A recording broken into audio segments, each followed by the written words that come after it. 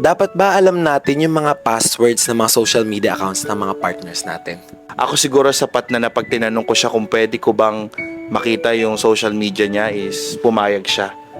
Pero hindi okay sa akin na dapat alam ko.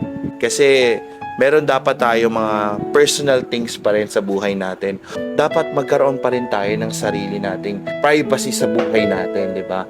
I know na napakalaking usapin when we comes to partner, dapat daw isa na di ba? Kung ano yung sa'yo, sa akin na din. So for me, parang ang OA na yun na pati password lahat alam mo. Naniniwala din kasi ako na if you love the person, di ba? Ikaw naman ang gagawa ng paraan para hindi mapil ng partner mo yung pagsiselos. Kasi kaya mo lang naman gusto alamin, tinitingnan mo kung may kachat ba na iba, di ba ganyan, o may ginagawa bang iba. Ang dapat nating ibigay hindi password, assurance. Wala namang masama kung hihingin mo yung password ng partner mo. Kung sa paraan na yun, magiging magaan yung loob mo, wala namang masama doon. Pero ako kasi talaga, hindi talaga sa akin okay. Privacy na ng partner mo yun Bakit pa kailangan pati password alamin mo pa? Para saan? Diba? Para hanapan ng mali yung partner mo.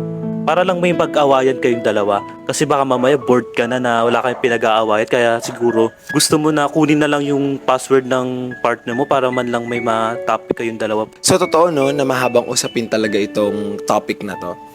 Pero para sa akin, naranasan ko na kasing mapraning Dahil alam ko yung password ng partner ko.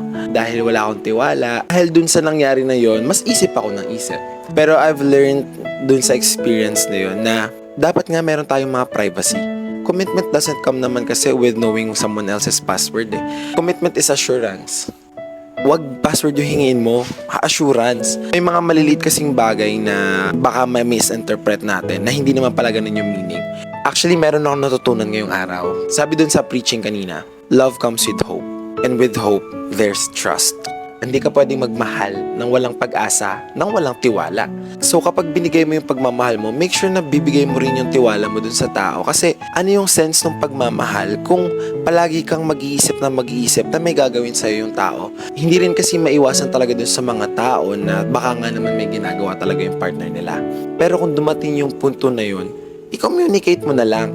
Hindi yung ikaw yung mag-uusig kasi baka mali yung interpretation mo At dun sa maling interpretasyon na yun, magkakaroon pa kayo ng samaan ng loob. So, mas mabuti na i-confront mo yung partner mo. Kung hindi mo man kaya ng confrontational, then give it a time.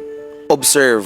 Tingnan mo yung gut feel mo. Kasi sometimes it works, sometimes it doesn't. Doon na lang yung leverage mo kung ano yung magiging hatol mo. Kasi makikita mo naman yung sa tao Makikita mo sa galaw niya, sa itsura niya kapag tinanong mo. Lahat ng yun magiging visible naman. Hindi